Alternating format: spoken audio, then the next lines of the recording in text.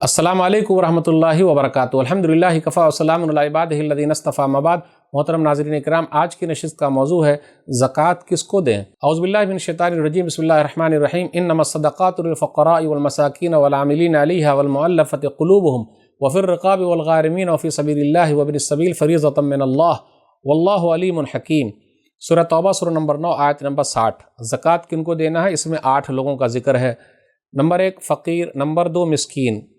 کون ہے؟ وہ لوگ ہیں جو ضرورت مند ہو اور جن کے پاس اتنا مال نہ ہو کہ وہ اپنے اور اپنے بال بچوں کے اخراجات پورا کر سکیں، تو اتنا پیسہ ان کو تو ضرور ملنا چاہیے تاکہ وہ آرام سے رہیں۔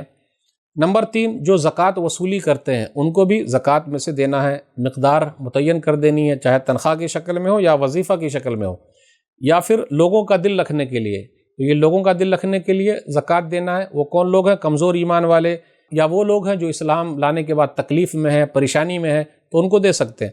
یا پھر ان کافروں کو بھی دے سکتے ہیں جن کے یہاں مسلمان رہتے ہیں، یا وہ کافر بھی جن کے علاقے سے مسلمانوں کا گزر ہوتا ہے، تاکہ وہ رحم کھائیں، مسلمانوں کی حفاظت کریں اور مال وغیرہ ان کا نہ لوٹیں، تو ایسے لوگوں کو بھی دیا جا سکتا ہے۔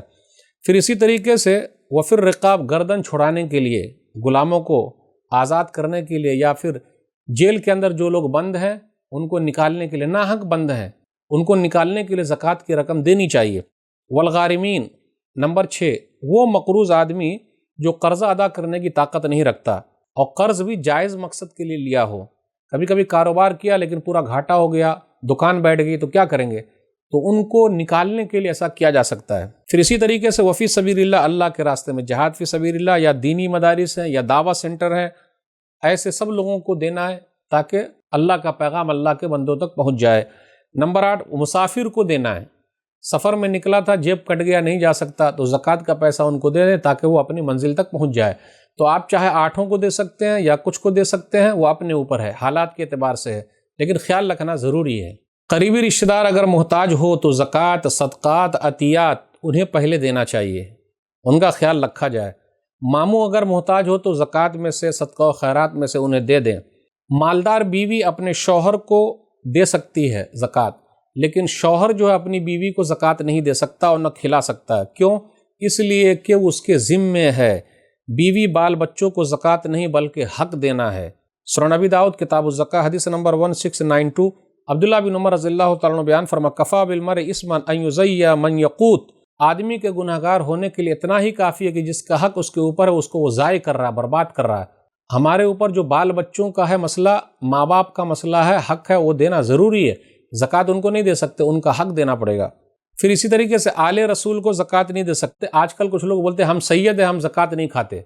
ارے بھائی سید ہیں تو کیا نبی صلی اللہ علیہ وسلم تک پہنچے ہیں؟ کچھ ہے کیا لکھا ہوا؟ نسب نامہ ہے کیا لکھا ہوا؟ بولے ہم سید ہیں، ہم نہیں کھاتے۔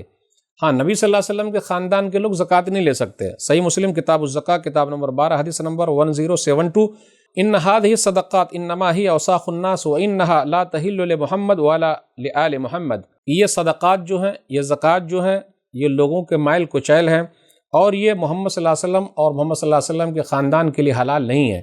ماں باپ کو زکوٰۃ نہیں دینا بلکہ ماں باپ کو حق دینا ہے۔ سورہ بقرہ سورہ نمبر 2 آیت نمبر 251، قل ما انفقتم من خیر فللوالدین، تم جو بھی خرچ کرو اس میں پہلا حق ماں باپ کا ہے۔